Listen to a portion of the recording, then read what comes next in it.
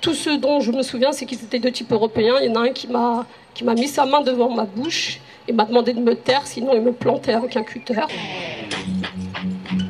J'ai vraiment été surprise par la violence qu'ils ont pu avoir à mon égard. J'arrive toujours pas à comprendre comment on peut avoir autant de haine. Racisme décomplexé, agressions multiples de femmes voilées, violences policières, désengagement de l'État, silence médiatique. Il est temps d'inverser le rapport de force par la rue. Il s'agit d'imposer par le bas un climat antiraciste qui amènera les fascistes de ce pays à raser les murs, et parce qu'aujourd'hui l'islamophobie est devenue un racisme légitime, communément partagé, c'est précisément sur cette question que doit se dessiner la nouvelle ligne de front. Au-delà des divergences idéologiques, politiques ou stratégiques, notre mobilisation réunit des organisations et des personnes qui, face à la montée de la violence raciste, qui touche particulièrement les musulmans mais aussi les noirs, les arabes, les roms et les sans-papiers, veulent montrer que la réponse ne sera pas la peur. En effet, il y a des gens dans ce pays qui ne se laisseront pas intimider et qui ne resteront pas passifs face à la diffusion abjecte d'un climat fasciste qui laisse le champ libre aux adorateurs de la puissance de la race.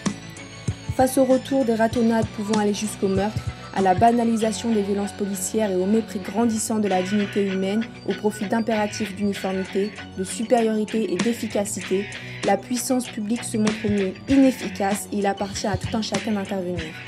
Nous devons rappeler au monde que les groupes d'extrême droite ne doivent pas se sentir à l'aise dans nos rues, qu'ils incarnent le niveau primaire de l'instinct de domination, qu'ils représentent à ce titre une insulte à la dignité humaine et que ce sont eux les intrus.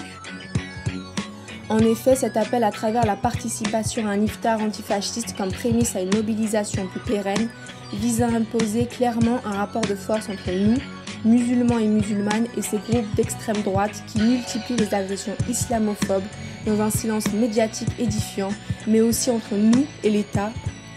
ainsi que les partis politiques de l'extrême gauche à l'extrême droite qui partagent communément un rejet des musulmans et qui portent en dernière instance la responsabilité de cette montée du climat islamophobe en banalisant l'islamophobie et en écartant d'un revers de main sa réalité effective.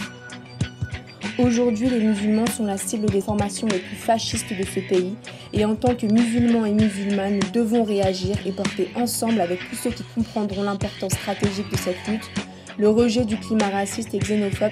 qui pollue sévèrement ce pays et au-delà.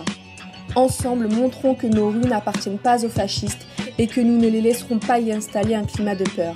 Nos rues seront les rues du partage, de l'entraide, de l'hospitalité et du respect. Ainsi, nous invitons toutes celles et ceux qui se sentent concernés par cette lutte à participer à cet événement qui aura lieu le samedi 27 juillet 2013 au Parvis de Montparnasse et de faire de cet iftar antifasciste un moment de solidarité et de partage. Pour moi, l'enquête n'a jamais abouti,